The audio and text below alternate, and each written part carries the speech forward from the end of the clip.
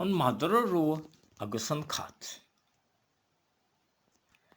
Vís sínte dom héin sa gui lá bregréine, agus darig me Madra Rua agus cat caint. Nach mín an agel a rih an gunnertart, san cat. Ní bhíon a bhí san Madra Rua, cad an éfachtaíad. Ní le gíal féin ná mewr gine eile chusúd. Scatta enne seorí bochta, gan críochiad.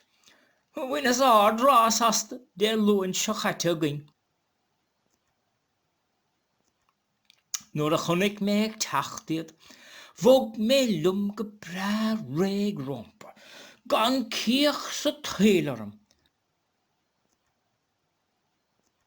Nuair a hánig me go dtí broch na hawn múire, náf me trasna go dtí an thaibhile, agus dá mech winleat an glár chafa gair a dhéanamh. Ag fiachant gach an gamal gairacha, agus a hanga a muthige, agus gan piochtem hórisciige. Dúig lumsa bheith gimmir clasar a siúd go dtí lá deire an dain. Ligdóiad chuir a díos na cuid I gáire. A bhainach san cat, nach bradot an bua thug diadot, agus nach mór an trú an bheith mise, gan a gum a chun téan clas a bháin. Dá dagach slódí vanis. Nílach an téan clas a bháin be gum. sé sin rithe náirdas a gránas girdom.